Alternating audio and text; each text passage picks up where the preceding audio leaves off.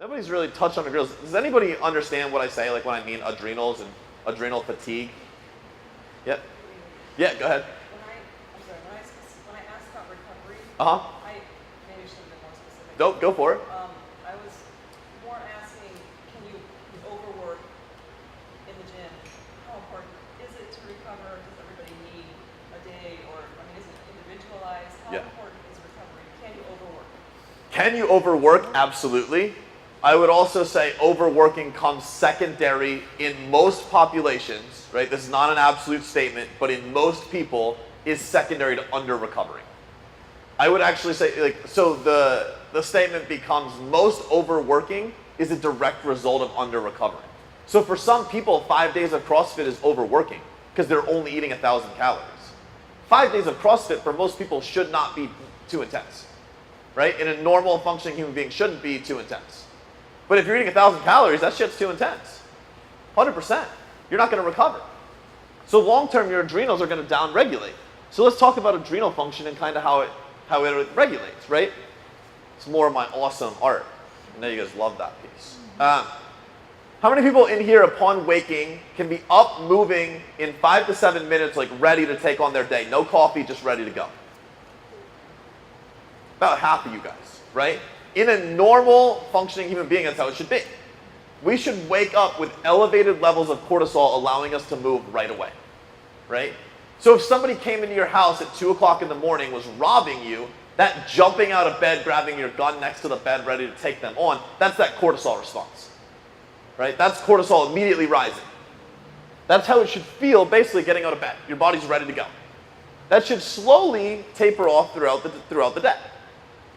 Right? No, you shouldn't be crashing. But by the time we get into bed at night, how many people can get into bed and within 10 minutes fall asleep and stay asleep? Again, about the same amount of people, right? And it was probably the same people. That's normal functioning adrenals. That's what we call a normal cortisol curve. Cortisol should peak. It should taper off throughout the day. It should replenish at night so that you're ready to go again the next day. Unfortunately, in Western culture, most of us look like this. We get out of bed, we need that Starbucks that I walked in here with that had 5 shots of espresso. Openly and honestly, I work entirely too much, I don't recover enough, and I don't sleep enough. I freely admit it. Conversely though, so what's happening? We have caffeine. Caffeine's a central nervous system stimulant. That stimulation causes a cortisol release. That cortisol rises, right, to meet the demands of the stressor that I've intentionally imposed. That caffeine is a stressor. Then we go work out. Working out's a stressor, right? Cortisol rises again. We have work, we have whatever else, we have family shit at night. Our cortisol is continuing to rise because we didn't have any in the morning. So instead of leveraging what we had, we're now creating it. It's rising. Then we get in bed and we have that tired and wired feeling. So we're super tired. We're like, oh, it's 10 o'clock at night. It should be time to go to bed. I'm really tired. Fuck, like I gotta work tomorrow. Maybe if I point my toes better, I'll get that muscle up. Like, maybe I should reach out to this person on text message tomorrow. Oh shit, I forgot it's so-and-so's birthday. All these crazy thoughts that go through your head while you're laying there instead of sleeping. That's way too much cortisol at night. And there's a lot of people that that's gonna resonate with. So our goal in controlling that nervous system response and keeping a normal cortisol curve is getting back to this. So people that are super adrenal fatigued will literally live like this. It could be years. So how do we fix that? Well, obviously we remove all the stressors. So we stop caffeine intake. That's a stressor to the body. We stop the training response. That's a stressor to the body. And we eat more carbohydrates because that's reducing that central nervous system response. That make sense to everybody? So nobody in here wants to be told, eat more, do less. Because telling you eat more, do less is also telling you, well, add some body fat, because that does happen in adrenal recovery. But some of us have to go to that place to have the recovery that we need. So if you don't want to go to that place, don't go to a place of under-recovery and overtraining. Because that's ultimately where you'll end up. That makes sense to everybody? Because that's a huge thing in CrossFit right now, especially amongst competitors. They're like, I get competitors all the time. I can barely sleep. You know, and for them, I mean, they're getting that CNS stimulation 2 and 3 times a day. You bet your ass they need to be recovering from each one of them. How many people in here train more than once a day? 1, 2. You guys probably have a post-workout shake after both of them, I hope. Do you? You should. So every dose of stimulation that you're giving your body, you absolutely should, or you're looking at like long-term. Every dose of stimulation you're giving your body, you need a dose of recovery. For every dose of training, and training should have a dose response, we're looking at a dose of recovery. It has to happen. So get that. So, you know, I get a question all the time, if I train twice, should I have 2 post-workout carbohydrate protein shakes? Yeah. Unless you don't want to recover from one of those sessions, but I don't know why you wouldn't. You're doing it for an adaptive response. If you don't recover, you're not going to get that adaptive response. So create that recovery environment. Does that answer your question on recovery? Yeah. You absolutely can overtrain. But I would first look at your fuel first and make sure that you're adequately recovering. And there may come a time, right, where if you are currently overtraining, we might have to back off the training, get your fuel up, allow this to normalize a little bit before we start ramping training back up. So it could be like a 3-fold process. And again, that goes back to the whole individual application. There's no 12-week challenge going to fix that shit. Or 30 days. How do you measure that other than just body response? Biofeedback, right? So we talked about earlier, one of the statements I made, the physical follows the physiological. There's so many questions I'm going to ask you physiologically speaking. Now, I mean, there's things like HRV. You can look at heart rate variability. So when you wake up in the morning, you can take your heart rate and you can look at it on what's called an HRV scale, and that'll tell you your readiness to train. Joel Jamieson has a really good one out there for that. There's apps you can buy, like heart rate monitors, and you can download an app for heart rate variability, and it'll tell you, like, and it's usually on like a green, yellow, or red. It'll tell you like your readiness to train. But even that's inconsistent at best. I mean, what if you woke up and it was green and you're like, you can barely move, right? Or you're just gonna fight through because some app told you you're in the green. So usually it's listening to the body. Not saying we should be like wusses and like every time we feel any ounce of fatigue, just stop training. But realistically, if you're fatigued for like 2 weeks straight, you don't feel like going to the gym, that's a problem, right? We're all here because we freely came in. Nobody put a gun to our head and said, get in there, right? We chose to walk in here. So, does that make sense? Yeah, it's all what we would call biofeedback measures.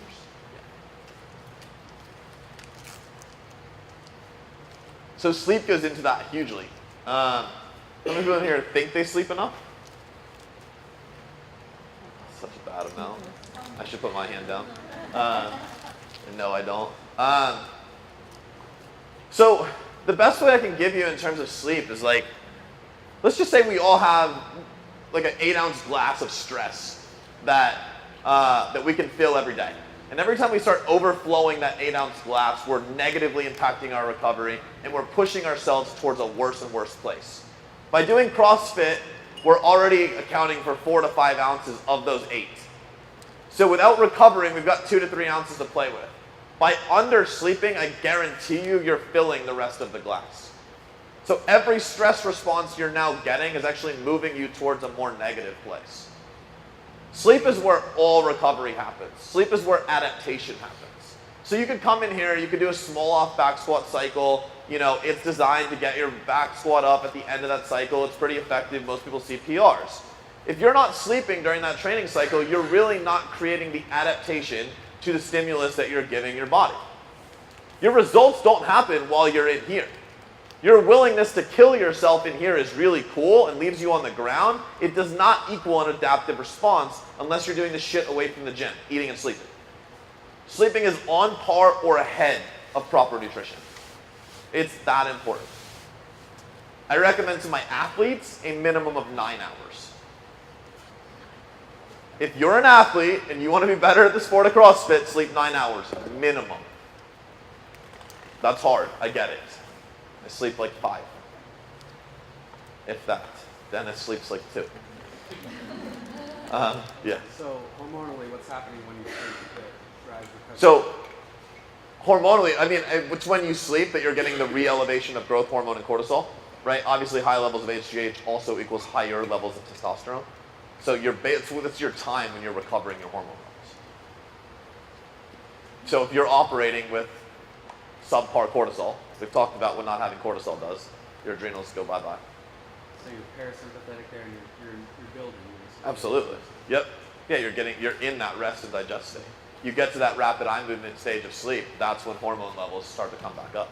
If we're not rebuilding our cortisol levels, we're not waking up with high cortisol, right? No sleep means you're right there, right? No sleep means, well, just extend this shit out. You want a baseline cortisol? Good luck competing. Good luck training. Good luck even dragging your ass in. You'll walk in looking like a zombie. Andrew will send you home. Like, that's what's going to happen. So it's massively important. And then obviously the duration, the higher and higher and higher this can go until you reach whatever your peak is. Sleep is so underrated in our environment. It's ridiculous. I would argue for most people, if you had the choice to continue your sleep, like you might even take a day off to actually get adequate sleep versus coming in here and trying to train. Outside of the stimulus you get in here, you would almost get better, and you'd have a better response to subsequent workouts from getting that increased sleep. Like, it's that important. So athletes, 9 hours. The only study I've seen that talks about like other duration is it was basically for every like minute beyond 7 hours was the most impactful. So I've always set a baseline of sleep around 7, but I give it just a general requirement that more is better. That's the only time in Western culture that more is better. But around 9 hours is a really good recommendation. Obviously, quality of sleep is hugely important. But if your sleep is very fractured, if you have a hard time falling asleep, that's usually something that then shifts back to looking at your diet, your ability to fall asleep. Are you eating enough carbs throughout the day? Are you eating carbs before bed? Are you potentially overtraining, which, as we talked about, usually is a sign of underfueling? So sleep issues are usually directly correlated with diet. Not always. There's definitely a small-ish percentage, maybe 15 to 20% that are not. But I've usually found that I can fix 70 to 80% of sleep issues on the dietary front. Make sense? Let's see. We kind of knocked on sugar. So hydration is the other piece, right? So when we give a macronutrient prescription to clients, we give them 4 things. We give a total quantity of macronutrient intake, meaning your proteins, carbs, fats, and calories. Your timing of them, so the critical times we talked about earlier, pre-workout, post-workout, and post-workout. Then we give hydration, and then we give supplementation, which we'll get into. The one fact that I always give in these seminars in terms of hydration is very simple. A 1% dehydrated state can yield a 10% performance decrement. So something that's super simple, like controlling the amount of water intake we get, can literally change 3 to 4 seconds in a workout, which in a competition can mean the difference between first and 10th. All because you either did or did not choose to pick up the bottle of water and put it to your mouth. It's not like you didn't know to do it. It's not like you didn't have access to it. Like, I always laugh when I just can't drink that much water. Like, show me somebody that's physically incapable of not having water and I'll agree with that. Otherwise, I call bullshit. Right? Like, literally, is there somebody here that thinks they can't get to like enough water? No, 0 people. Right? Like, it's literally that simple. But we all, especially living in Arizona, have to be super cognizant of it. So how much water should we have? So if you read the book that we wrote, there's a really simple formula in there. It says body weight divided by 2 in ounces. I think that's still pretty accurate.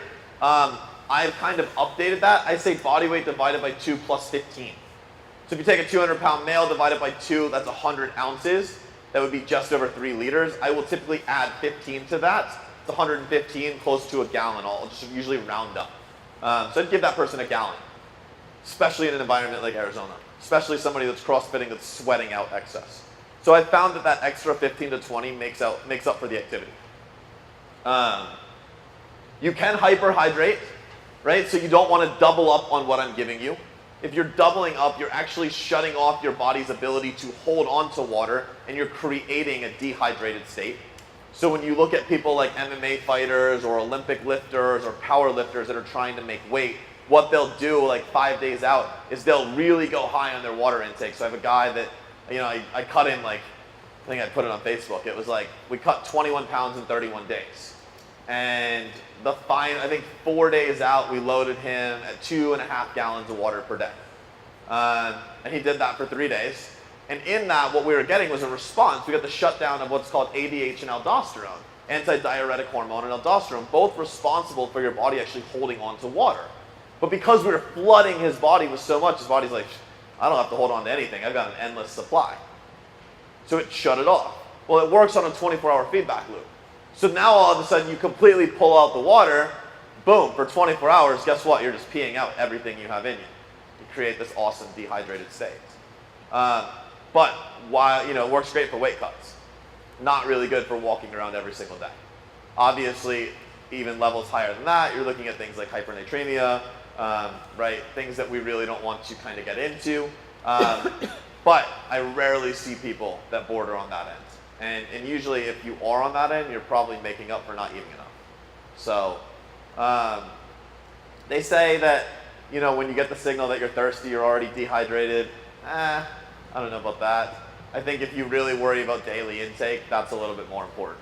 I won't argue with the hunger signals. I'm sure there's research and shit that went into that. But I found empirically, if you focus on daily intake, that's what matters the most. So body weight divided by 2 plus 15 is the number for water intake. Does that make sense on the hydration piece? Okay. Somebody asked endurance? Okay. So food prescription for endurance athletes. The biggest trend right now is keto diets. My biggest thing is if you're a purely endurance athlete, I think you can get away with a keto diet. I personally do not subscribe to it, but I can agree with the application. I can agree with the science behind it. If we're talking endurance in a CrossFit setting and building capacity, keto has zero application. Because you're still looking at there's an anaerobic piece. There's still a strength piece. There's still a gymnastics piece, right? And so you're not only using an aerobic energy system, you're using multiple energy systems. That being said, when we get into prescription, you'll see that endurance athletes run on a much lower percentage of fats, unless it's the keto, then it's super high. But there's nothing in between, right? Aerobic athletes are always going to run very low, because if the percentage of fats is low, obviously that dictates more space for carbohydrates, right? If you're running on 20% fat, you have a lot more carbs in your diet than if you're running on 40% fat, you got a lot less carbs in your diet. Any other questions in regards to that? The only the really things we would get into with like an endurance athlete is like, okay, how long is your endurance sport? Do we need to look at refueling during the activity? At what rate? How much are we replenishing? And there's a lot of like little bit of monitoring that we're doing going into that, and it can absolutely be done. But what I like to do is look at the individual and try to figure out how much is being lost, and we're really looking at like a replenishing.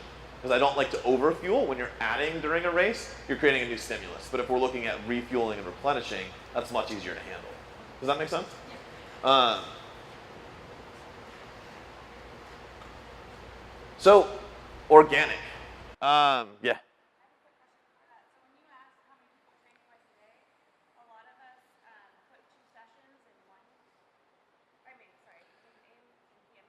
Okay. So give me an example. So you'll have your weightlifting and your metcon, and then the PM session is typically like a flush, 30 to 60 minutes of light cardio. But sometimes, like after I have a really hard metcon, I'll take like 30 minutes before I hit my 30 to 60 minute flush. Should I continue my blood pressure after the metcon? Yes. Yeah. Yes. Because yes. 100%. Because again, right, you don't want to leave, like that flush is not designed to create a CNS response, right? It's not nervous system related at all. That flush is designed really for you to move, right? Move some of like the waste products that are in your body. I mean, hence the word flush. But that central nervous system response should stop right when the metcon's done. By waiting to have the protein and carbohydrate shake, you're delaying that central nervous system response. You're delaying the elevation of cortisol, and you're delaying your subsequent recovery. So within 15 minutes of finishing, session 1, that's when you're having your shake. And I mean, you could even sip on it for the first piece of your flush. I used to work with some athletes back, I think it was before GlycoFuse made an unflavored powder. So people were doing like a flavored one and then waiting to have their shake. So what we would do is get the insulin response post-workout to shut off, right? Again, the insulin is more important than the protein. So we're having the carbohydrates to shut to go from sympathetic to parasympathetic. Then we're having a protein shake like 20 minutes later. And a lot of times that shake was happening while they were doing their cool down or their warm down. So, does that make sense? After the 60-minute flush, do you do another? So I don't really consider that a training session because it's not intensive in any way. So no, I wouldn't. I would just go right on to your meal. Yeah, I don't think that's. We would, yeah. So when sort of building off that, sometimes we do provide like multiple sessions, whether that be Metcon, and then the PM session is like an intense aerobic session, like 6 sets, 2 minutes max effort on the bike, whatever. So it's like an intense piece. Would you, and if they're slamming it together, would you recommend? Shouldn't be slamming it together. Well, if they are trying to feel like Two shakes. 2 shakes. So Yeah. after the Metcon shake. 2 shakes, and don't be an idiot with how closely you're putting them together. Like at least 30 to 45 minutes. I mean, even in a competition setting, you're not going to do intense pieces like that closely together, right? So you're not doing it in training. So. I know a lot of athletes don't have time to come back in the evening to finish it, Yep. so they'll take 2 sessions. Yeah. Just try to give yourself the time between the sessions to allow your central nervous system to come down a little bit. Yeah. It's important that you recover from both pieces. Because whoever's programmed that, be it you or anyone else, right, had 2 very distinct dose responses that you had in mind. And you want to make sure that you're getting both of them. Right? You don't want to be so fatigued, still living in a sympathetic state from the first one, that when you go into the second one, now you're not able to get that dose response that was desired, right? You want to recover from that first one. You want to get back to normal, to baseline, the parasympathetic, so that when you get in the second one, you can ramp it up and get the response that was desired. Make sense? So say we're doing those 2 shakes like that. That middle shake, that first shake, that's more about the carbohydrate. We almost don't even need protein there. So I watched a podcast and she was saying if your heart rate's up, if you're really warm, muscle breakdown, you're not going to be breaking down a ton of muscle. If you're hot, right? This is a podcast, but so is the protein piece more important? Obviously, at protein is definitely more important. Because if you take a shake in the middle, sometimes you can get digestive stuff, right? Yep. So the carb would be more important. Absolutely. Important in the middle, and then the protein Yeah. would be in carb. Yeah, that would be another option. Like if you really felt like that protein was negatively impacting you in the middle and you were going to shorten it to like 20 to 30 minutes, I wouldn't advise it, again, like I said, because you are looking for 2 usually completely different responses, right? Like you're really hindering the response of the training. But if you are doing it like that, in the middle you could have like either like a flavored GlycoFuse, or you could do like a glyco with some aminos to add some flavor, and then wait till the end and have more GlycoFuse and protein. Is every person's going to be different, but I mean, is there a time frame we're looking at where if we're not taking in protein within that time, we're starting to break it down? For energy, right? Or Like during your training session? Or just throughout the day. Say we're not taking. No, that goes back. So that goes back to like the longer you go between meals. Like I said earlier, the longer you go between feedings, you're looking at elevations in muscle breakdown synthesis and down regulations in muscle protein synthesis. You'd have to ask Lane and Eric if that matters, because Eric tells you it exponentially matters. Lane tells you it doesn't matter at all. If I'm going to err on the side of caution, I'm going to live with Lane. Recommended the aminos. I would recommend, the aminos between feedings to keep muscle protein synthesis up. Yeah, absolutely. If you think you're going to go 6 to 8 hours between meals, simple, man. Just mitigate the muscle protein synthesis or breakdown synthesis response and have a serving of aminos. Get that leucine in, right? Get that spike, and now all of a sudden NPS is up. Now you've mitigated any potential negative response. Make sense? I think at one point Lane was like recommending like Extend and Doritos or some shit. But I think I saw that somewhere. Maybe I'm wrong. Maybe I'm proven wrong. But I think he talked about that. Having like maybe it was like baked Lay's. That was just jam back in the day. So all right. So there's that. All right. Any other questions on that? That was more like a timing piece. That's a good question. So organic. I don't personally have a huge viewpoint on it. I kind of let the media like hammer that one out. I've always been, so there's and I don't have the slides with me. I'll give them to Andrew to circulate, and for anybody watching this, I'll post them with the video. There's what's called like the Clean 15 and Dirty Dozen. And they're a list of like fruits and vegetables that you should always try to buy organic when possible. I think it's based on the way that they're farmed. This is not an area of expertise for me, and it's not an area that I really dig a lot into. You know, some people out there are going to be like, it's a sham, right? Because you could literally be in a farm where this block right here is organic, this block right here is not organic, the overspray from chemicals from this block has now gone onto the organic, but because it's farmed differently, it's organic. How the hell do you know if it's organic? The answer is you really don't, right? I mean, you've seen places like Sprouts and Whole Foods get sued for mislabeling. Half the time you go in there, do you really know? Can you tell the difference? I always say it comes down to a financial thing. You got the money to buy organic, great. Better safe than sorry.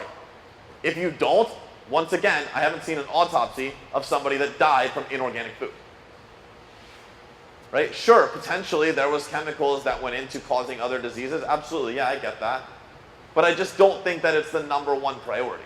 I think a lot of people are out there and they're like, well, you know, I mean, like we've all seen the people that go into Whole Foods and they're like, well, it's organic, and they're buying like every cookie and brownie under the sun.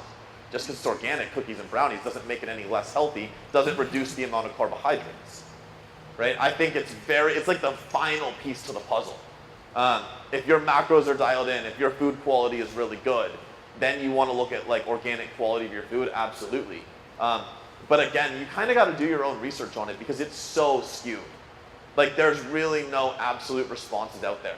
If you would have asked my business partner Mike, who's like a food quality fucking animal, like food quality used to be his jam like 4 years ago. He would have been on like the Gary Taubes train of quality matters more than quantity. Like that's how big into it he was. 4 years ago, he would have been like organic is everything. You ask him today, he's not hung up on it anymore. So you take somebody like that who was once like a zealot for that side, and now he's backed off considerably. What does that tell you? Right? Research just continues to come out. It's so conflicting.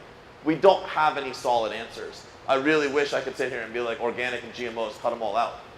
My viewpoint on all of that is better safe than sorry. So if you can afford the organics and you can avoid GMOs, not a bad idea. Right? We know what the potential of them is. Do we know that all of the potential of what GMOs can do to you is going to come to fruition? No, we don't.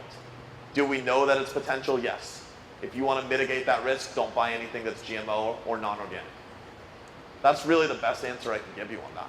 I wish it was like a little more technically sound, but unfortunately we live in a society that's ever evolving, right? Farmers got to make their profit too. They're going to circumvent every rule they can. They're going to push boundaries. So that's just kind of the world that we live in. It's still profit-based. Everything in the food industry is still profit-based. And so we have to live in that.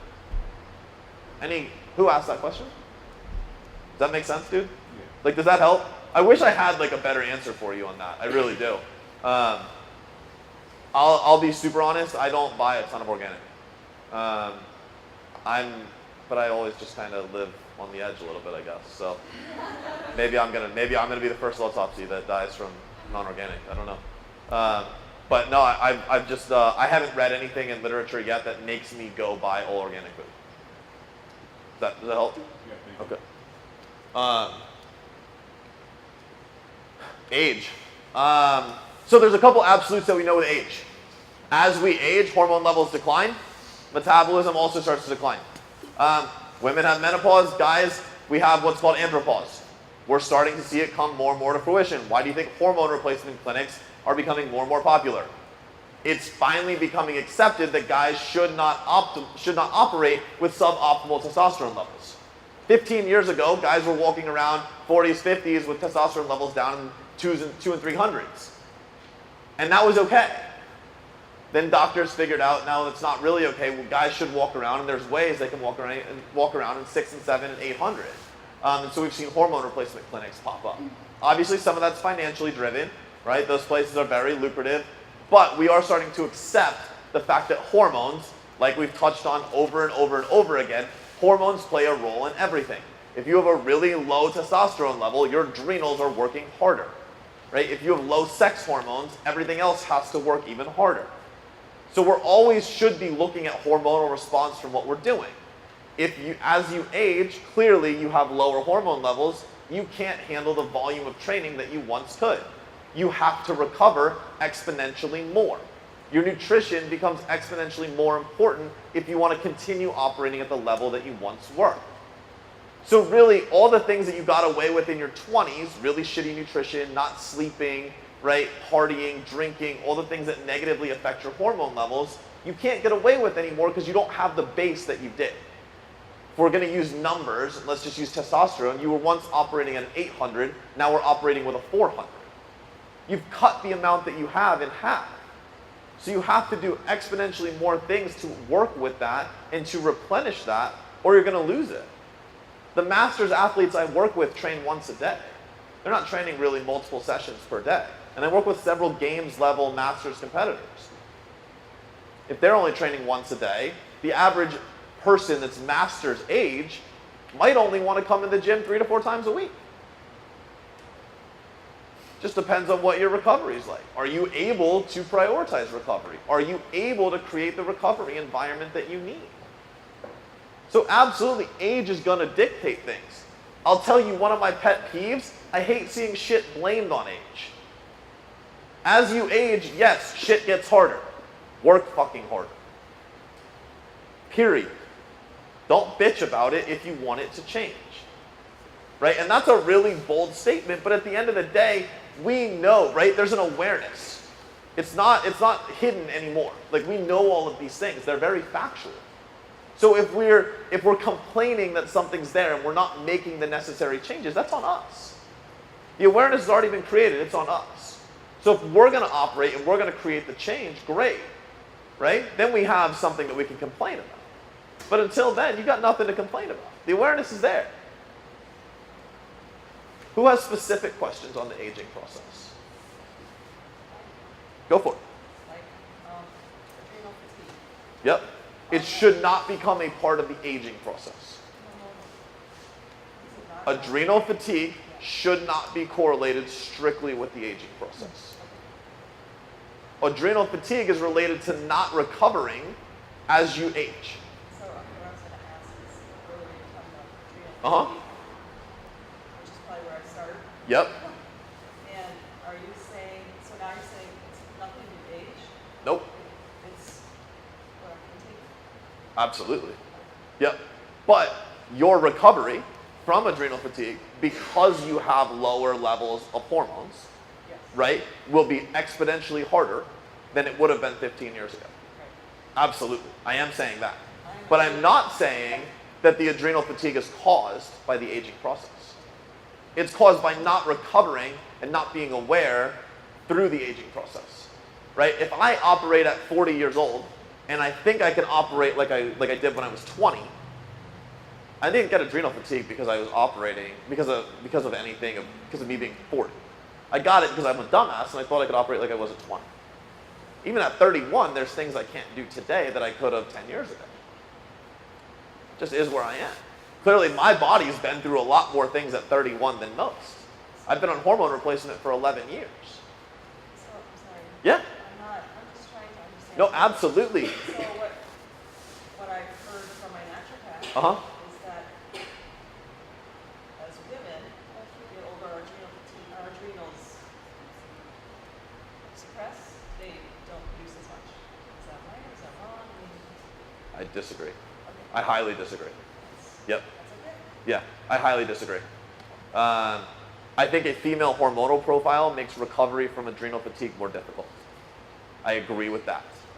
I think that potentially you're more prone to adrenal fatigue. I do not believe that being a female and aging as a female causes adrenal fatigue. Does that make sense? I think there's a correlation, but I do not see causation. There's a big difference. But doesn't that have to do with the drop in hormones? Yes, the susceptibility, right? And the difficulty in recovery is absolutely correlated to the decline in hormones. And the adrenal fatigue.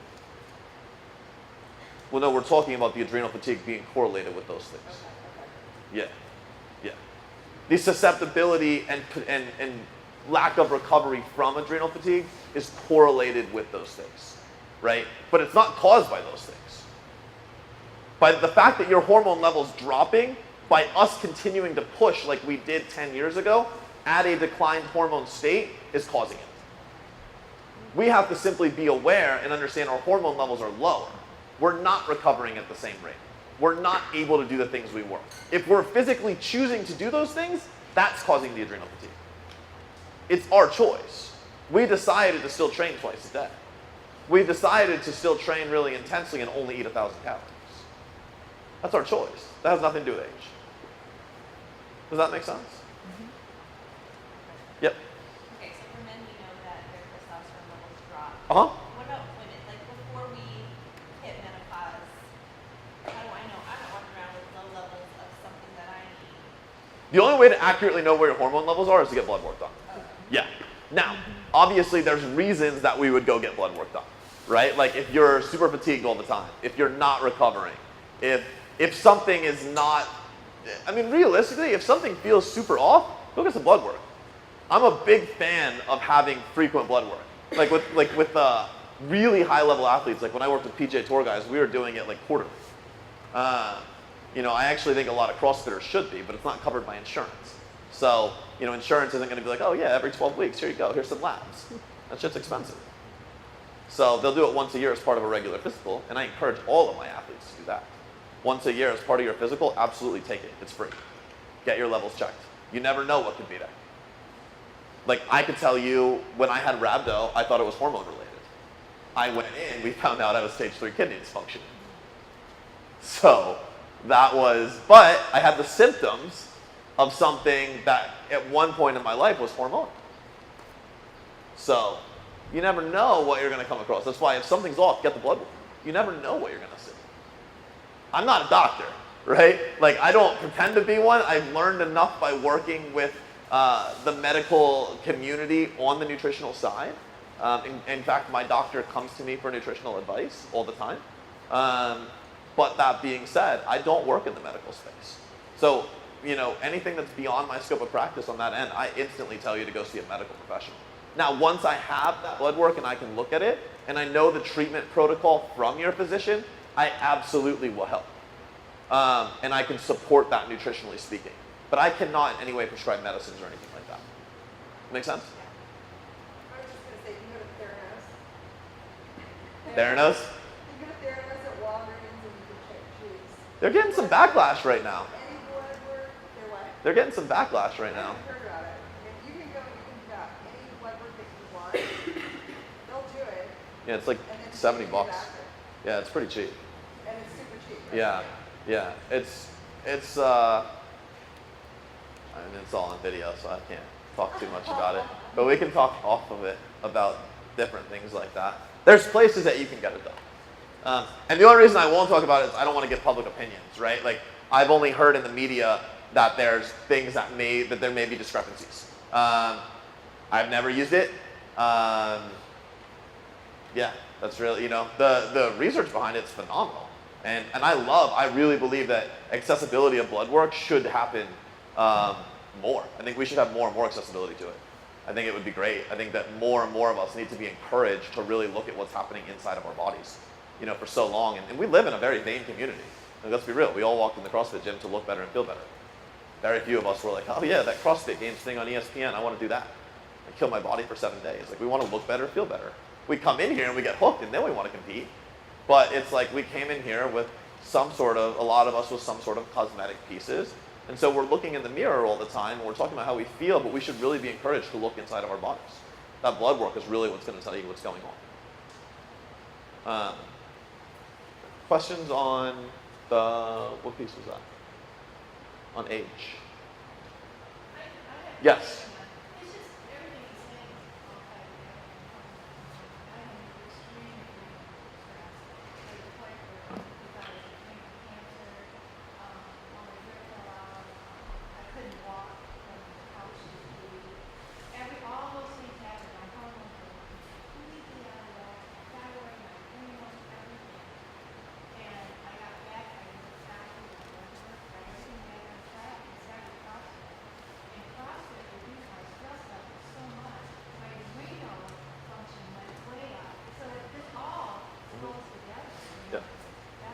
I think that we, as a society, we tend to try to want to pinpoint one thing, and it's usually 5 or 6 things working together that all have an impact on that one thing.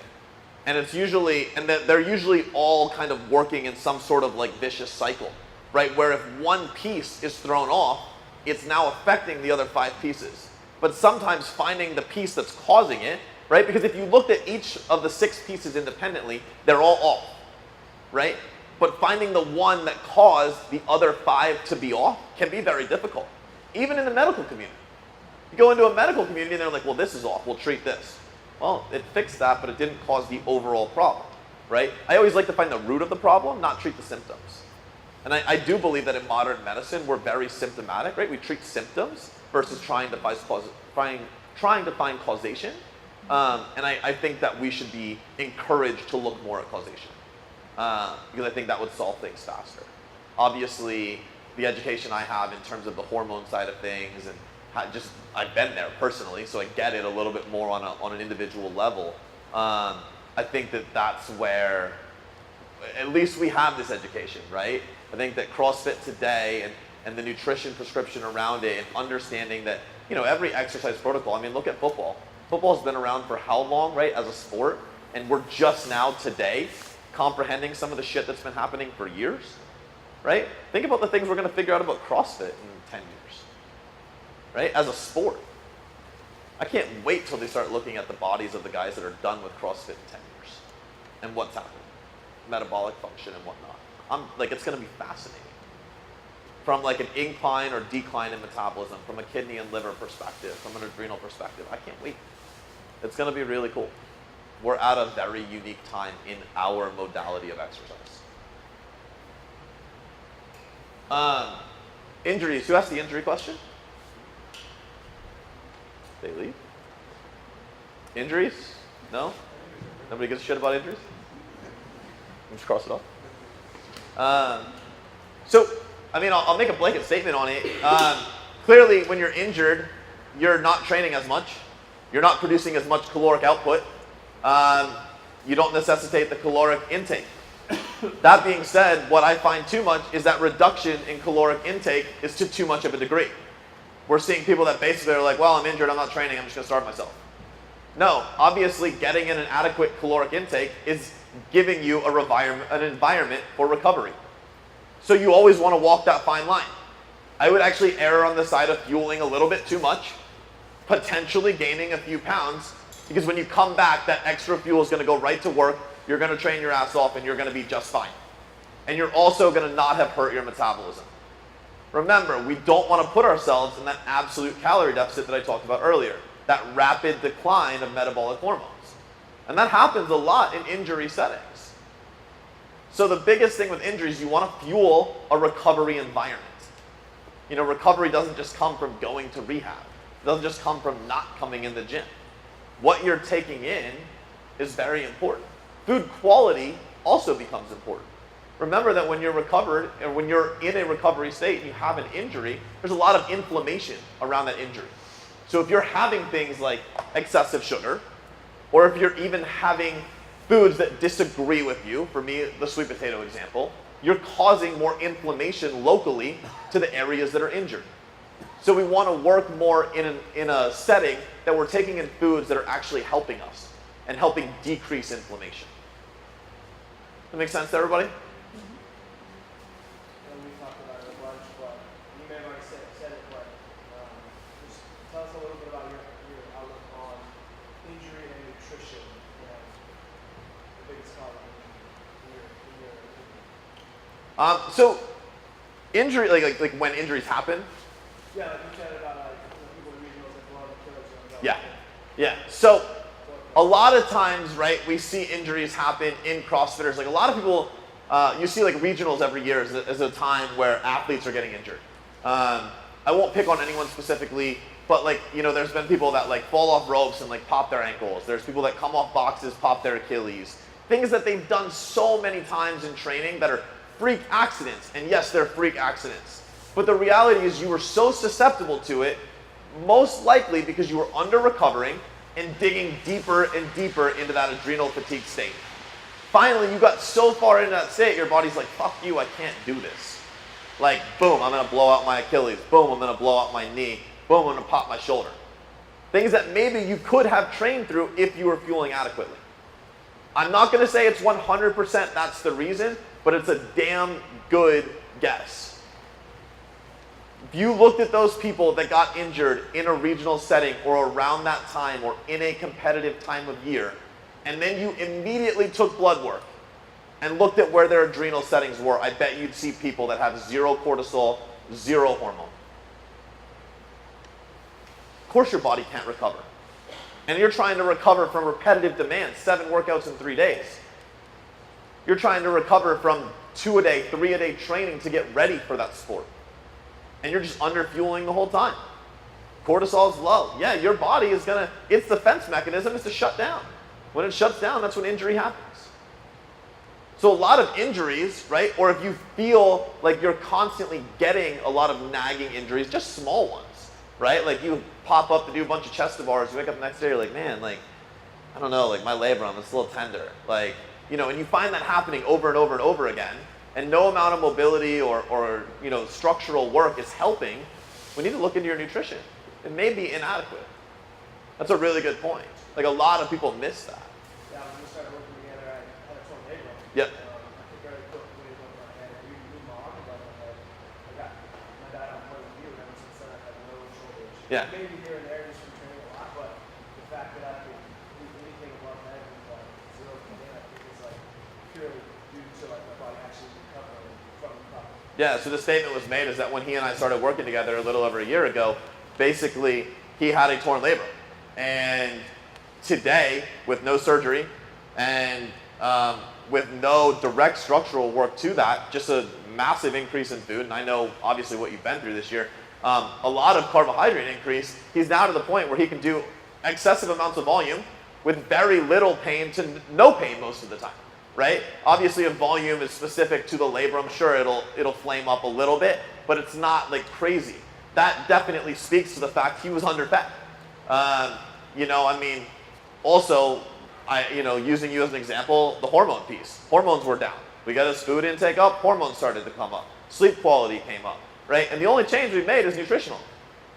The only change we made was nutritional prescription. Getting him to an adequate level of intake.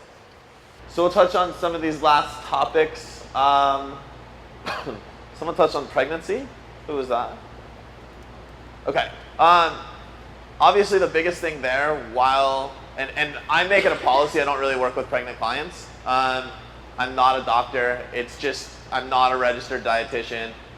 It's a bit above my scope of practice. I guess my question more so is there isn't a lot of information out there about what you're supposed to eat if you're pregnant and also CrossFitting, because So what I've seen researched and implemented with friends and clients is the one nutrient that most seem to be deficient in is fat. Adequate fat intake is massively important, both when nursing and during the pregnancy process. More importantly though is first and foremost is calories. So adequate calorie intake, and then in those calories, adequate fat intake. Those are the two things that I would really be concerned about. Obviously you're not in a phase where, fuel is of the utmost importance in terms of carbohydrate. So you can substitute some of the carbs for some fats. And I think that obviously from a health perspective, that's where you're going to get the most bang for your buck. Like when you look at nutrients in general, carbohydrates are what's called a non-essential nutrient. So we actually can live without them. We can't live without proteins and fats. So adequate protein intake, adequate fat intake to support the baby. Does that help?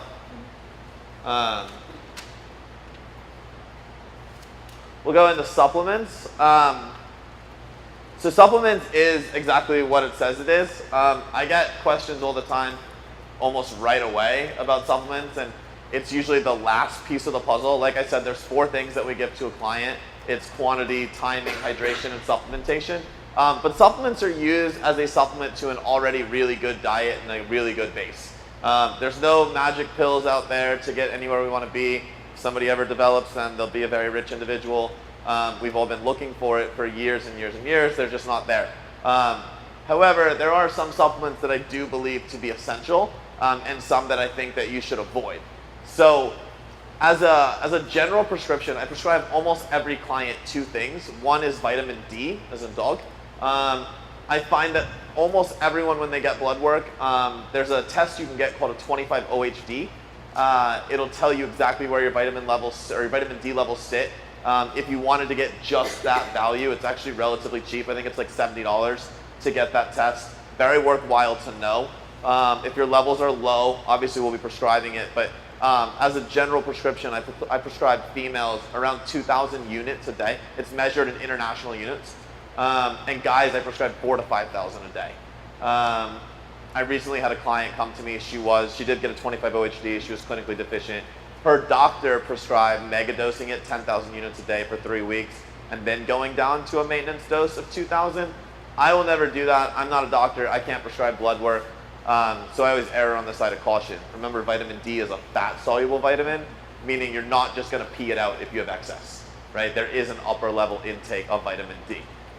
Very few of us will ever run that risk, but on my end, I have to be a little more cautious. So vitamin D is super important. It plays a role in terms of hormone production, but also in the CrossFit setting in terms of power output as well. So there's definitely studies linking adequate vitamin D levels to power output in a powerful sport. That's super important. So again, girls, 2,000 units, guys, 4,000 to 5,000 units. The other question was magnesium. I know that individual has left. She said she keeps hearing about magnesium being prescribed. Almost all of us are very deficient in magnesium. It's definitely been linked to lots of things from recovery to sleep quality. I do tend to prescribe it. Ladies are at about 300 to 400 milligrams, and I always prescribe it with dinner. Guys usually around 600 milligrams with dinner. There's lots of different chelates out there, so like you'll see like mag citrate, mag caltrate. There's all sorts of them. I have not found one to be better than the other. Obviously, you don't want to drink the bottles of like mag citrate. That's what they use to induce using the restroom right away. So that's not something I would be doing. But outside of that, I haven't seen anything. Charles Poliquin has some really good studies on different chelates of magnesium and what they could be used for. I don't have them off the top of my head, but if you Google him and what he's talked about, he's got some really good stuff out there on that. On my end, I'm looking at it more from a recovery aspect than anything else. And it does help sleep quality as well. So what's like the most basic one I'm trying to think of like what I have. I want to say it's actually like what I have in pill form is citrate. But I could be wrong. Don't quote me on that. Honestly, I mean, there's some that like aren't even chelated. Like there's not anything, right? You just go get pure magnesium, 400 mgs. So it's always good too on vitamins and minerals to look at the source of them. So like you can go in the grocery store and you can get vitamin D or magnesium super, super cheap. And then you can go to like a vitamin store and you'll see it's like twice the price, which is still not very expensive for vitamins. But you look at the sourcing and it was actually sourced from a whole food. Vitamins can be sourced in some pretty fucked up ways. I was actually talking to a doctor recently that heard about one of the companies, like they were like burning wool and like the stuff that came off of it, sourcing vitamin D from like the liquid that was produced there. And that was actually being encapsulated and sold as a supplement. So it's kind of important to look for a whole food sourced vitamin. The brand that I've always liked is called Gaia, G-A-I-A. They're a very good quality brand.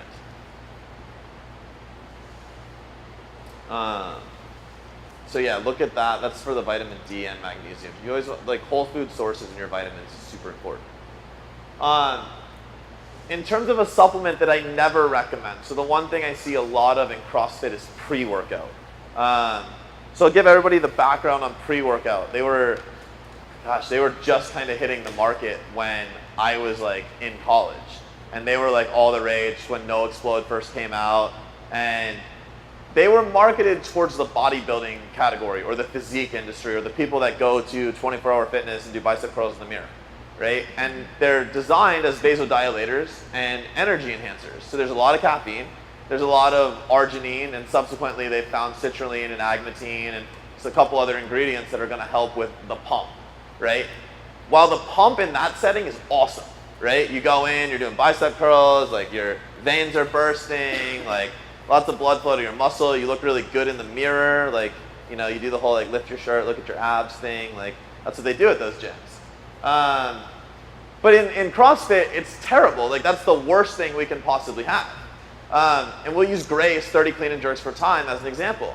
If you're doing 30 clean and jerks and your onset of fatigue is going to be right around 20, right? You can get 20 unbroken and those last 10 are going to be tough.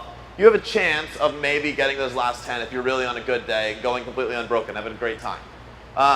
However, if we speed up your muscular fatigue and we shuttle more blood to the working muscles, your shoulders and your grip, your forearms, all of a sudden that pump is going to onset right around 15 or 16 instead of 20.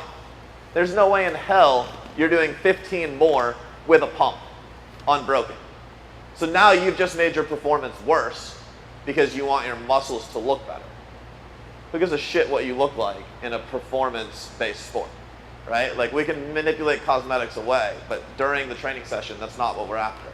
So pre-workout products in the CrossFit setting have zero merit. If anything, we want the anti-pump. We want something that's going to enhance muscular endurance, not muscular fatigue. So no pre-workouts. Basically, the 3 ingredients you don't want. You don't want arginine, citrulline, or agmatine. Those are the 3 that seem to be the culprits.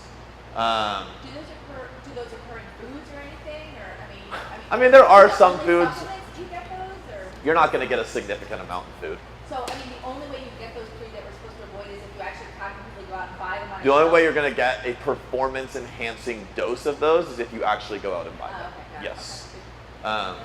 Arginine, A-R-G-I-N-I-N-E. Citrulline, C-I-T-R-U-L-L-I-N-E. Agmatine, A-G-M-A-T-I-N-E. So, no explodes or super pumps or any of those. I know C4 is like a popular one that's beta-alanine based. I don't think there's any pump products in there. It's just massively stimulant. I have nothing against it, but beta-alanine, the research on it doesn't support its use. So you're paying a lot of money to feel really tingly. That paresthesia effect of beta-alanine does not indicate that it's useful. It's just that it's a paresthesia effect. You get really itchy. Some people like that. They think it makes them perform better. Cool. Like if that's you, there's nothing dangerous about it. But there's no the research does not support the use of beta-alanine, so I don't really recommend it to my clients. Don't a bunch of the amino products or BCAA products have arginine in them? Yep. You said you do prescribe those, right? I do prescribe BCAAs without arginine. Is there a particular brand you like? Yeah, Max Perform. You set me up for that one, man. I mean, that was beautiful, dude. I need to pay you next time. So on that, I do prescribe BCAAs pre-workout. So instead of a pre-workout formula, I am a fan of caffeine pre-workout. I have nothing wrong with a stimulant-based pre-workout. Caffeine is a very researched ergogenic. There is performance enhancements that come from caffeine, cognitive effects, right? I do not subscribe to abusing caffeine, but a small dose of caffeine, 90 to 100 milligrams pre-workout is great. And that combined with BCAAs is awesome. Yes, I own a product. It's called Max Perform. It's BCAAs. The other thing we threw in there was 2 grams of acetyl L-carnitine. That was for the muscular endurance. So we talked about a product that will not promote muscular fatigue, but promotes muscular endurance. That's why that's in there. I actually have, because it's also great for aerobic metabolism, the acetyl L-carnitine. I have my higher level athletes as the regionals and games approach. We're usually loading up on carnitine. We're going 4 grams a day. So there's 2 grams in the Perform. We'll add an additional 2 grams. But that's usually the pre-workout. BCAAs are going to help reduce what's called the rate of perceived exertion, RPE. So bringing that down. It's not super significant. Like, you know, you're not going to get into like a 1,000-meter row and, you know, your 150 time isn't going to, or, you know, your 2-minute time is not going to feel like 150. It might feel like 158. But it is a small change forward, and that is going to help. So every little bit helps in CrossFit. The other thing they're going to do is they're going to begin the recovery process beforehand, right? So by loading up your bloodstream with amino acids, you're getting what's called a hyperemia effect. So instead of shuttling nutrient void blood to the working muscle, we're going to shuttle nutrient-rich blood to the working muscle. Obviously, that's going to help start the recovery process a little bit faster, leaving us in a more recovered state later. We've touched on the importance of recovery several times today. So BCAAs are super important. In fact, as you get really deep in a training cycle, if somebody's doing like regionals or the games, they're training multiple times a day, I'll sometimes prescribe 2 and 3 servings, even just between meals, to foster that recovery environment. At that time, I would not prescribe my own product because I wouldn't want them doing caffeine all the time. So I would prescribe a different BCAA. What about Creatine? Yeah, so creatine's great if, you know, in the right situations. Obviously, I firmly believe anybody that's doing CrossFit for performance should be using creatine. You know, creatine monohydrate. That being said, creatine monohydrate is the only one I recommend. So like the ethyl esters and all the other different, you know, combinations or different bound creatines that are out there, there's just no research that supports it. Creatine monohydrate is the only one that's been studied. It's the most studied supplement really out there ever, and it's 100% safe. So, you know, we've all heard like it's hard on your kidneys or like this or that. That's all complete bullshit. If you dig into the studies and you really like look at the studies, you can see that it's never ever been proven to not be safe. 5 grams, really taken anytime daily. I think that for a long time the stigma was 5 grams post-workout. Muscle Tech made a lot of money selling this product called Cell Tech. It was basically glorified dextrose and creatine, and they sold it for a shit ton of money. You can only imagine what their margin was on something like that. But you do not have to load it. It works on saturation. So as it builds up, that's how it's going to work. So you do take it on your off days. So what I typically do is I either throw it in my pre-workout aminos or in my post-workout shake, just because that's when I remember it. On my off days, I just take it first thing in the morning. But it's not dose dependent, so you're not going to take it and immediately feel something. It works on saturation in your muscles. So over time, your creatine saturation builds up, and it's going to be more effective. There's a small percentage of people in the world that are non-responders. But that being said, I would advise everyone go ahead and take it. Like I said, it's not something you're going to feel, so it's not going to hurt you in any way. So creatine, I am a big fan of. Any specific supplement questions? I mean, I could go down several rabbit holes on supplements, but Fish oil. yeah, fish oil. So I touched on it earlier a little bit. The main reason that we take fish oil is to promote a positive balance in omega-3 to omega-6, right? Obviously, there's lots of reasons that that's important, but obviously anti-inflammation, helping with the aging process, right? There's lots of really good things with fish oil. I'm huge on them. EPA and DHA content matters most though. So what you want to look at when you go into a store and you grab a bottle of fish oil is not total fish oil content, but you want to look at total EPA DHA content. So you could get one brand that has a gram of fish oil and another brand that has 1.2 grams of fish oil, but the brand that has only the 1 gram has more EPA DHA. That's a better product. Can you say that again? You want an EPA and DHA.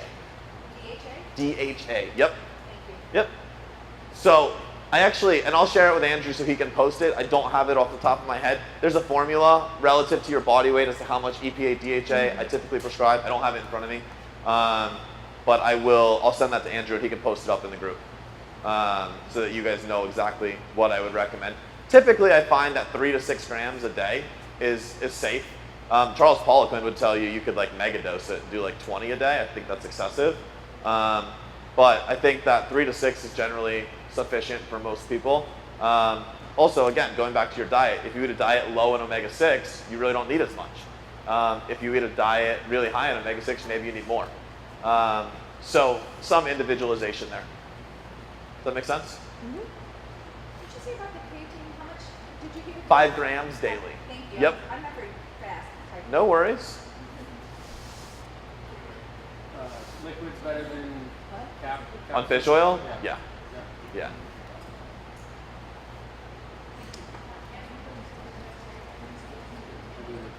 Powders? So whey is always going to be the most preferred source. So we'll talk about protein powder supplements. Whey is always preferred. The vegetarian ones, they're doing a better job blending like pea and rice because that's how you get the complete protein, like the complete amino acid sequence. It's not as bioavailable, meaning it won't digest as quickly. So whey is always going to be superior. Most complete amino acid sequence, most bioavailable source. If you don't do dairy or you don't tolerate whey, obviously like a vegan, like a Sun Warrior, pea and rice blend, or even a beef protein isolate is pretty good. What's that? Egg white's good as well. Yep. Yeah. When you're looking at whey proteins, you're looking at the type of whey protein as well, right? So the whey protein game is very bastardized. There was a very large name company, I won't say who, that entered in the market 6-7 years ago, and they went in and they bought up a very large percentage of the world's protein supply. They thought that one of their products was really going to take off, and it was like the next thing in recovery. Unfortunately, it flopped. They had to sell off a lot of that. So now a very big player in the game is an Irish company called Glanbia, and they own a very huge amount of the world's protein supply.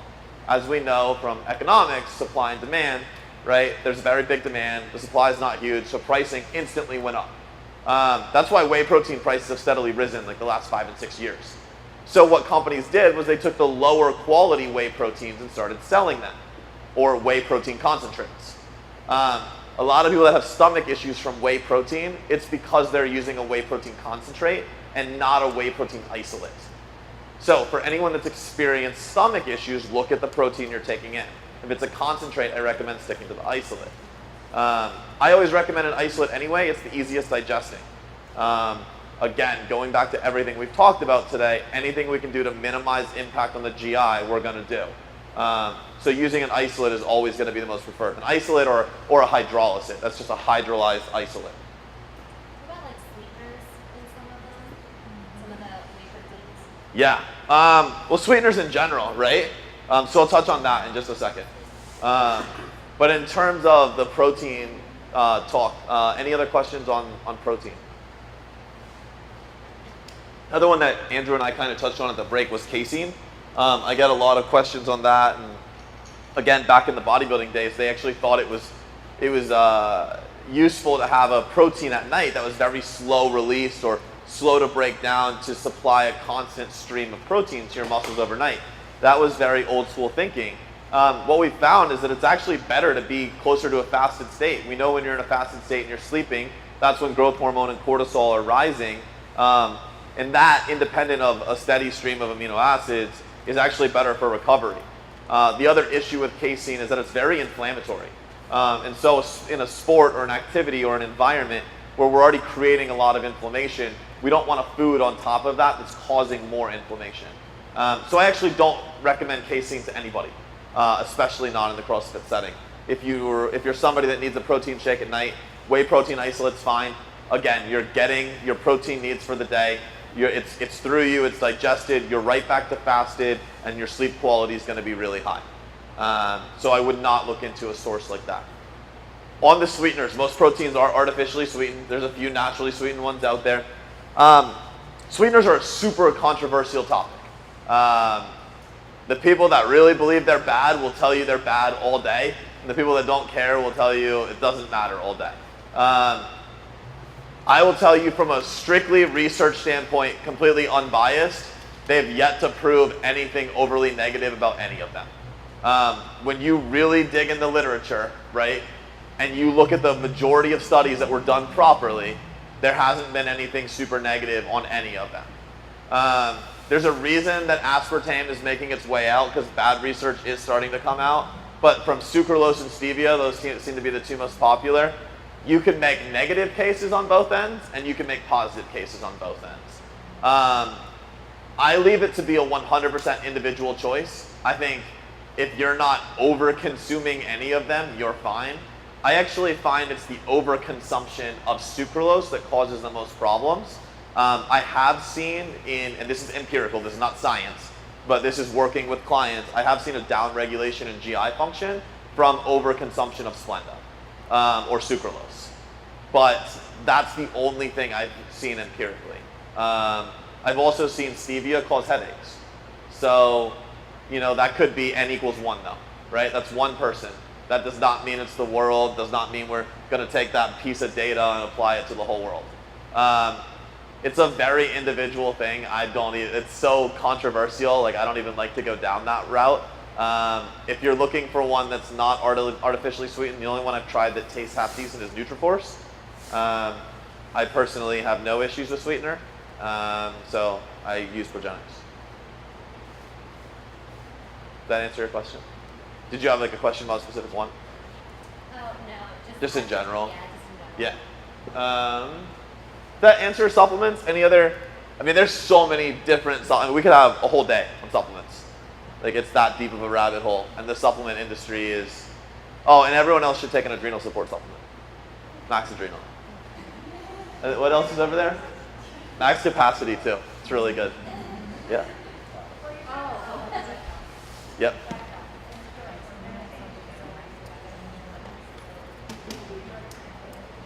So I never recommend digestive enzymes. I do recommend a probiotic.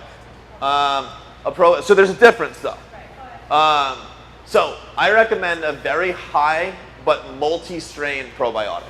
That's the important piece. So you'll go to a store and you'll see like a really high strain probiotic, but it's only one strain. That's useless, right? You want something that's multi-strain in nature to help with all of your gut and GI flora. Gut health is super important, right? If your gut's jacked up, your gut's your second brain. So if your gut is fucked up, you're just not gonna feel as good throughout the day. Plain and simple. Almost every function's gonna be off, including sleep. 70 to 75% of your melatonin is actually produced in your gut, right? So a lot of people that have really shitty sleep issues, we could fix their stomach function and all of a sudden their sleep issues get better. Because now all of a sudden they're producing more melatonin. That's just one example as to why it's important.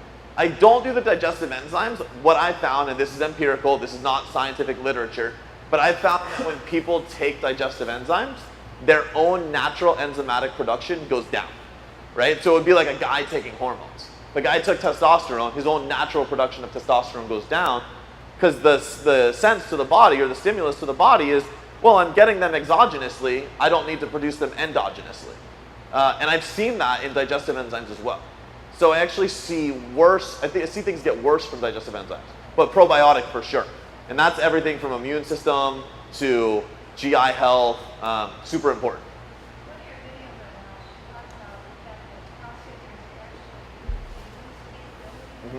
Yeah, and so we're gonna get to dairy and gluten in a second. Yep. Yeah, so we're gonna get to that one right now, and then we'll go to alcohol. So dairy and gluten. I have a video on this. I think Andrew, did you post it? Okay, so he posted it. I'm gonna give the same exact explanation because the day I said that, like I've never said it better. Like I should literally have it with me and just press play. But the reality is, we're seeing more of a prevalence and more of an emphasis on dairy and gluten now than ever. And I do think to some extent paleo has a responsibility in that because I think that they brought about the awareness as to what gluten and dairy can potentially cause, right? As dietary stressors, if you will. I don't believe either are overly negative, but I do believe that we have to be very cognizant of our response to them. And with that, I am of a firm belief that 100% of people have a response to gluten. I did not say it's overly negative. I didn't say it's negative at all. But we do have a response, right? If you consume gluten and you wake up the next day super inflamed, and that happens several times, chances are you should cut it out, right? If you consume gluten and you can go on your day and you can PR everything, you're totally fine. So it's up to us to know what that response looks like, but understand that there is a very small response happening. What we have to understand is 7, 8, 9 years ago, when the paleo diet came into play, and we all started going paleo, or we all went low calorie, or the generation we live in has all tried low calories, low carbohydrate, or paleo diets, that cut out all grains, right? So we basically started excluding two things from our diet, grains and dairy. Now, it's important to understand that we have enzymes in our body responsible for processing those, right? We have enzymes responsible for processing everything. But primarily those two things, the enzymes are referred to as what's called non-resilient. Meaning if you cut them out for an extended period of time, and that's relative to the individual, for some people it could be 6 months, for some people it could be 3 years, but if you cut them out for an extended period of time, they may never come back. Right? Just because you decided after 30 years of eating bread every single day that this paleo guy said, hey, you need to cut out bread. Cut it out for 3 years. All of a sudden you go to re-implement it and boom, you're inflamed as hell and you can't tolerate it. You created your own intolerance. You're the reason that those enzymes downregulated and they're just not resilient enough to come back up. I have a client that for 22 years had cereal almost every single day. Cereal and milk. He decided to cut it out. Only cut it out for I think 16 months. Has never been able to tolerate dairy ever again. He created his own lactose intolerance. Just from the dairy enzymes being non-resilient. So I don't think that gluten and dairy are the devil. I don't think grains are the devil. I think we have to understand where they've sat relative to our life previously and where they sit today. So we need to be able to monitor our own response. Have we cut them out? If we have, how do we go about reintroducing them? What is our body's response to that reintroduction? And what is that going to look like for us moving forward? Some of us may have to live a life void of them because we did that to ourselves. Some of us may be lucky enough that our enzymes come back and we can handle them. Great.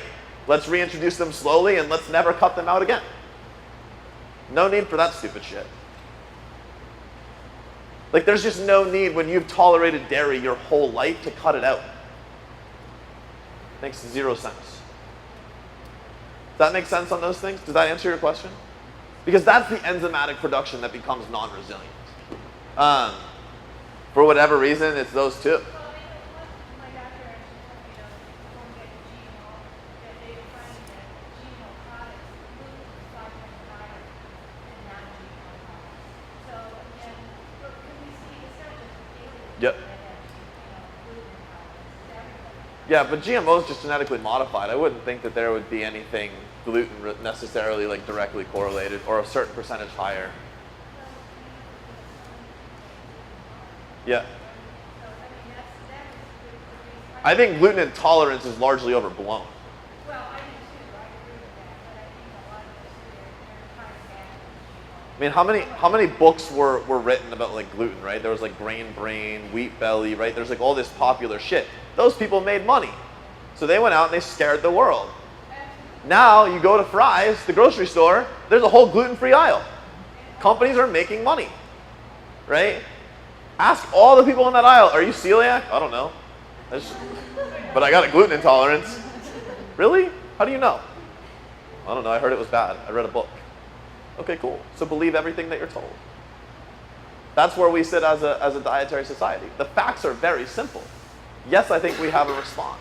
I think the degree of that response is varied from individual to individual, and there's really no way to gauge it other than celiac or non-celiac. So you can gauge it after you feel it. If you ask my business partner, if he has a pizza, he's sleeping 10 minutes later. I have pizza, I'm fine. I'm ready to keep going. I want another pizza. Let's be real. Apparently I need pizza in my life. So clearly I'm fine with gluten. So it's, I had a sandwich for lunch, I'm good. So, everyone's gonna be a little bit different, but I never cut that shit out. So I'm definitely not lacking enzymes. I would be very interested if I cut it out for 2 years, how I would tolerate it. I'm just not ready to go 2 years without it. Especially without pizza. That sucks. Like, that would be the worst, seriously. Who the hell cuts out pizza for 2 years? Especially when you travel to Chicago, like, quarterly, and they got that deep dish. Ooh, that's on point. What's that? What is it? Luminati's is coming here? Nice. He knows the date. We're going, brother. Me and you, dude, we're there. Andrew's coming too. Nobody that's cut gluten out for 2 years is coming. It'll be a bad night. Does that make sense though? Like, the choices that we make, understand they don't affect us today. They affect us for years to come. That's why I'm so fascinated in 10 years to look at the bodies of CrossFitters. What we're doing today absolutely will have an effect on everything moving forward. Where you are today is a reflection of the shit you've done the last 2, 3, 4, 5 years. Right? The reason that your metabolism is fucked up today is not because somebody said, oh, you're 40 years old, your metabolism dies at 40. No, it's because you ate 1,000 calories for 3 years. Like, period. Yet, all of a sudden, as a society, the media forgets to tell us it's our own fault. all they want to tell you is, oh yeah, 1,000 calories. Oh yeah, your metabolism's declining. No, your metabolism's not declining. You fucked up. We all got to start owning that shit. Does that make sense? Alcohol. And then everyone's going to leave. No one's going to get the prescription part. All right, it's my favorite part and my least favorite part. I kind of love it because I don't drink a lot, so it really doesn't bother me. So we're all adults in this room. We can all talk facts. My job standing here is to give you facts, not create opinions. Okay? If you're armed with the facts about alcohol, you can make your own decisions. That's my goal. Alcohol has 7 calories per gram. Fact. Proteins and carbs have 4 calories per gram. Fact. Fats have 9 calories per gram. Fact. Your body only understands 4 and 9. Or it only prefers to understand 4 and 9. The number 7 is super foreign to it. And it's basically like, what is this shit? Get the fuck out of me. That's basically its response. Get this shit out right now. So what does it do? It prioritizes alcohol metabolism. Unfortunately, alcohol metabolism and the rest of the shit metabolism don't happen at the same time. So while alcohol is being metabolized and the food sits there on hold, it remains on hold until the alcohol is out. Now, how do we know the rate of alcohol metabolism? We don't. Every person is individual. How do we know how long this food can stay on hold without turning to fat? We don't. Every person's individual. So while you're prioritizing alcohol metabolism, you're now changing the order of your overall metabolism. Does that make sense? So in essence, the calories from alcohol did not contribute to making you fat. The change in the priority of metabolism is where people get screwed up with alcohol. In fact, I've had so many data points in 11 years, I could almost tell you that when you drink, if you don't consume a ton of food with it, you'll wake up lighter the next day, then you'll get heavier for 2 to 3 days. That's almost every single time how it happens, because I have so many data points, I'm happy to say that. But what you're seeing on the scale and the fluctuation internally is a result of the priority of metabolism. So think about if you're changing the priority of metabolism on Thursday, Thirsty Thursday, then you're going out on Saturday, right? And you're having a few then. And then Tuesday, you go out again. You've now changed that order 3 different times during the week. How can we accurately figure out what your metabolic rate really is when you're changing that multiple times throughout the week? How can somebody realistically look at your intake and say, oh yeah, that's the reason that you're gaining or losing weight? We don't know. Because you've basically skewed our ability to do that 3 times. Can you account for the calories? Yes. Can you account for the carbohydrates in alcohol? Yes. Can you account for the impact of alcohol? No. Anyone that tells you differently is full of shit. I've heard of all these methods of figuring out, like choosing it as a fat or choosing it as a carb or like adding up the calories, dividing by 2. Like fuck that, it doesn't take into account any amount of impact. And that's the truth of alcohol. Right? So it's up to you. How do you want to do that? And how much are you willing to part with? I will give you 2 hacks that I found to be very successful with alcohol intake. 1, limit it to 1 night per week. In 11 years of working with individuals, I've never worked with somebody that can't get where they want to be physically or cosmetically by limiting alcohol to 1 night per week. Because really, you're not going to overconsume calories, right? Even if you had like 10 drinks, right, at what, 100 calories, 120 a piece. You go 1,000 calories over 1 day. I've never seen somebody that can't go over their calories 1 night. And you're only changing the priority of metabolism 1 night that week. So if you get back on course within 2 or 3 days, you got another 3 or 4 days of normal metabolic rate, you're going to be good. The other is, remember, it's changing the priority of metabolism and food sitting on hold. So when that food goes back to a priority of metabolism, you want it to digest quickly. Proteins and carbs digest faster than fats. Don't eat a ton of fat when you drink. When you're drinking, eat relatively protein, carbohydrate-based foods, very low in fat. Sorry, man, no pizza and beer. Pizza's cool, just not with the beer, dude. We're just gonna have to go no alcohol that night. Does that make sense to everybody? I always hate being the bearer of bad news, but hopefully the explanation kind of makes more sense and you become more... Just drink on an empty stomach then, bro. Oh man, that's always everyone's statement. I mean, in truth, yes, that is an answer. I can tell you from one not so fun New Year's night, it's not a good idea.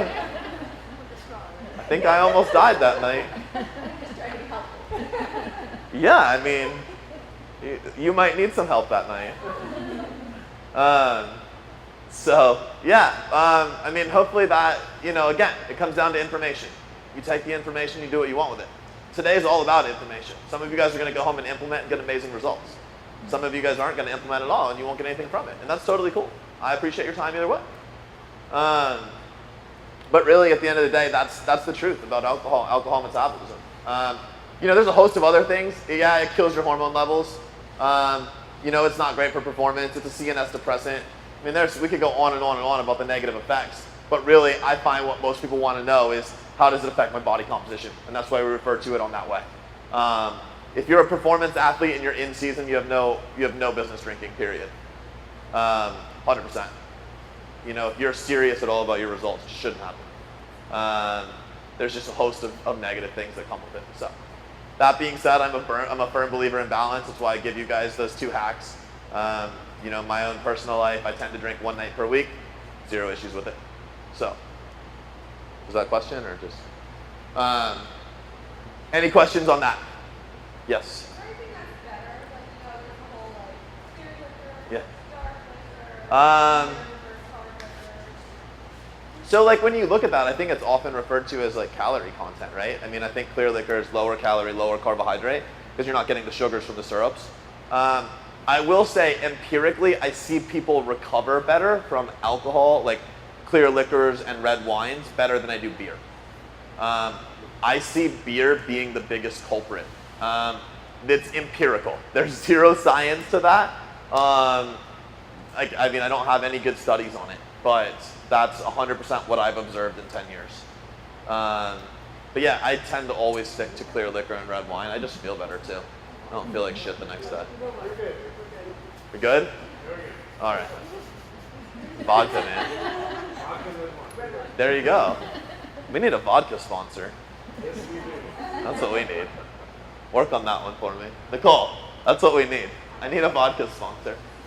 All right, so that's kind of our topics. Anyone have any? Yeah.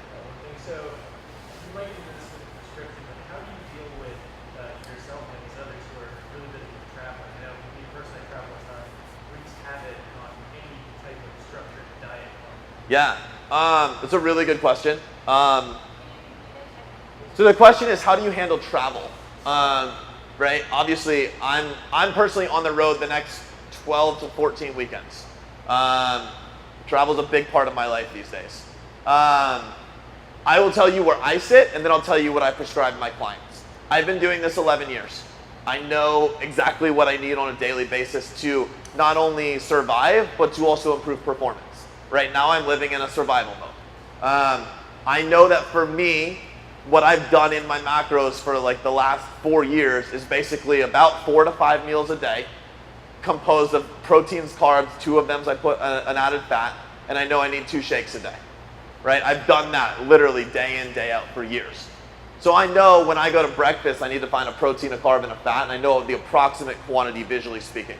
Does that mean that I tracked everything every time I travel? No, it doesn't. But I know in my head I need to get to those 4 sittings or I'm inadequate, and I know if I go over, that I'm over my caloric input. That's how I do it. That being said, for people that are in the tracking process, that haven't been at it for 4 or 5 years, planning is everything. And that sounds super cliche, but I have a different take on planning than most people. Planning doesn't mean creating Tupperwares and traveling with your 6-pack bag, right? No offense to 6-pack, I think it's a great idea. I actually really like Jeff. But it means knowing what are you going to have access to. What restaurants are nearby? What's on the menu that your company's making you go to dinner at, right? If you take 5 minutes and you look at that shit ahead of time and you plug those values in, now you know what you have to supplement your day with. How many protein shakes might you need? How many protein bars might you need? What should you have at breakfast because dinner is 1,500 calories? Does that make sense? That little bit of planning can mean everything. And it doesn't mean food prep or food packing, because I know that's annoying. I used to do that when I was in the physique industry. I hated it. Go everywhere with my cooler and my frozen veggies as my ice bag.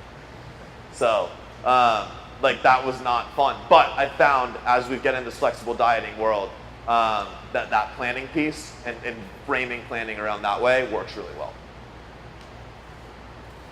Other questions? Yeah. I have one going back to recovery. Yeah. So resting, Yep. should you really do differently? Yeah, so that's a good question.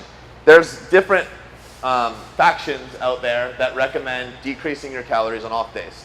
I'll give you a fact, and then you can tell me why that's a really bad idea. So your protein and glycogen resynthesis happens on a 24 to 36 hour basis, right? So for your body to resynthesize food into stored fuel, it takes about a day to a day and a half. So if you're now dropping that quantity of food one day out, what are you going into your exercise with? Inadequate fuel. So why in the hell would we drop calories on our off days? If you're cosmetic based and you don't give a shit about your performance, yeah, decent idea. Because now you're matching up intake and output appropriately. If you care about what your time in here is, so we did a version of this with Andrew. When we dropped your calories, was it a training or non-training day? Thursday was rest day, so we dropped it on Wednesday. We dropped it on his final training day prior to a rest day. Why? We knew the next day didn't matter. He was going to be rested. Then on the rest day, we put calories back in for the next training day. So all the people that are prescribing lower macros on non-training days, it's a super bastardized way of doing it. Make sure in your recovery window that you're getting adequate amounts of food, get that sympathetic to parasympathetic shift post-workout, get that next meal in, right? Which is the extension of your recovery, but overall for that day, you can be a little bit lower so that you can begin the fueling process the next day. Does that make sense? That was huge too for you. Like that went a long way for you. Yeah, it was like 17, 20 pounds before the open. Yeah, we brought it down almost 20 pounds during the open by leveraging times like that. But how did you feel on Thursday? I was looking, Like I remember, I think like we talked a couple times and you were super tired that day. And it's like, I didn't care that he was tired on his off day. He should be tired on his off day. Like that didn't mean anything to me. As long as he felt good Friday and as long as he felt good the day before. always good. But had he done that on a Thursday, imagine what he would have been like Friday to try to train. It would suck. So there is some validity to dropping calories on certain days, but understand how it's going to affect your performance. Make sense? Any other questions? Those are really good. I'm glad that that was on video. All right, so we'll get into prescription. Do you have an eraser? So as he gets an eraser and we erase, this is a part of every seminar that I hate the most. And I've said that a couple times. I tried for 3 years to write a book on this topic. The fact that it took me 3 years to write 47 pages is sad. I promise I'm a better writer than that, and I promise I'm a little more, I have a little, yeah, that's fine. I have like a little more intelligence than that.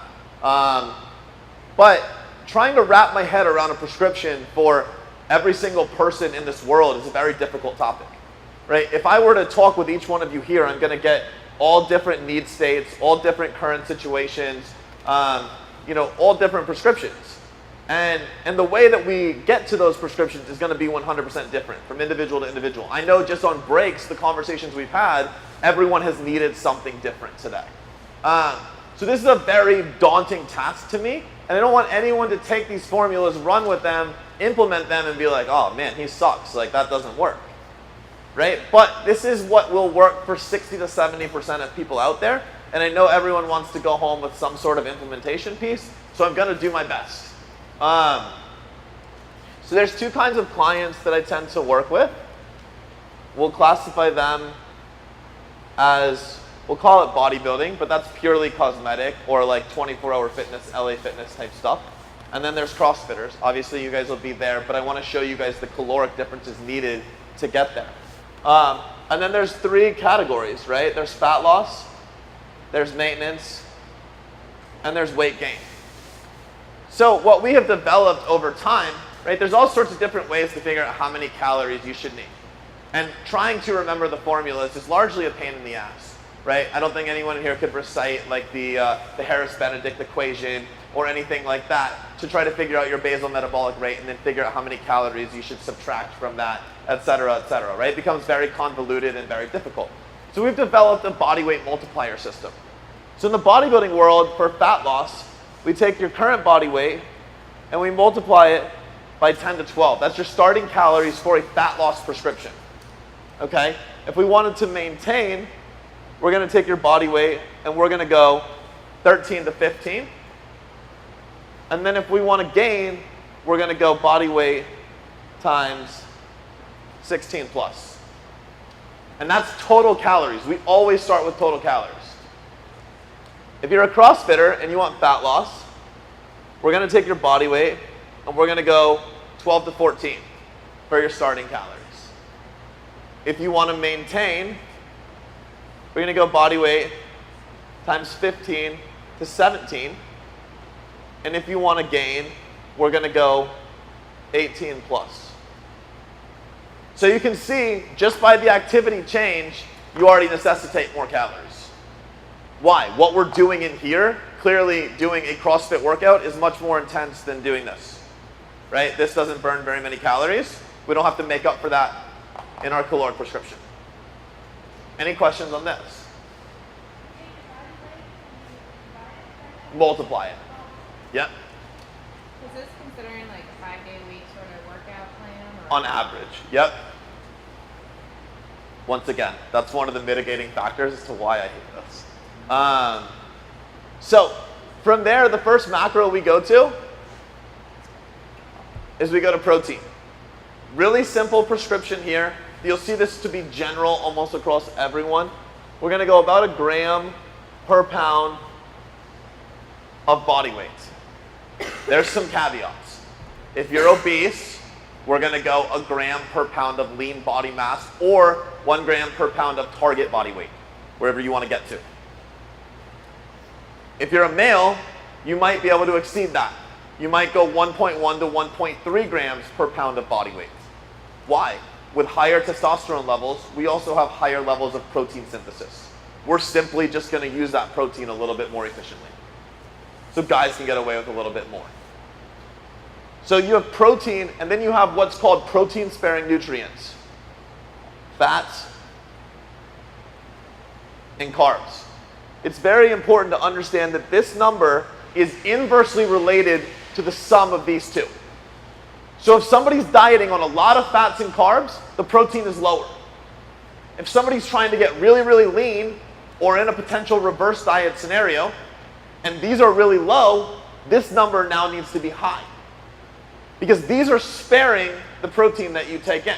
So if you have a lot of it, you don't need much. If you don't have a lot, you need a ton. Does everybody get that concept? It's one that's very rarely discussed in terms of protein and protein-sparing nutrients, but it's massively important to understand. You don't take somebody that's gaining a ton of weight just because protein builds muscle, bullshit. You don't just give them a shit ton of protein, right? These numbers are going to be super high, so this number doesn't have to be as high. So the next number we go to is fat. Fat is a percentage of calories, and it's a huge variety. It's a huge range. It could be 20 to 60% of total calories in an initial prescription. That's a really big range and very confusing to a lot of people. But we can throw out a lot of it. So 20 to 25% as an initial prescription is going to be two types of people. An endurance athlete, like we talked about earlier, somebody that's primarily focused on endurance, or somebody that's looking for a physique competition. Super lean, just really, really cares about body composition, right? 50 to 60% is pretty much going to be a ketogenic prescription. Somebody that's living on very low carbohydrates or no carbohydrates, right? Or simply somebody that doesn't work out, right? Now, we talked about carbohydrates being the non-essential nutrient. We're not going to give them very many carbs. They don't need them. They're not necessitating them. We're going to live on mostly protein and fat.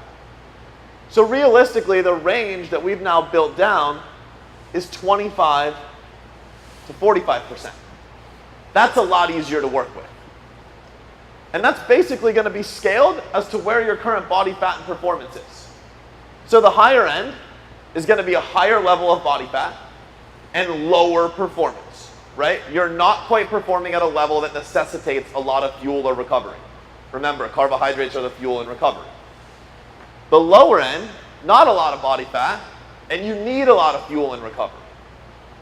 Right? So you're going to be getting more carbohydrate with a lower fat prescription.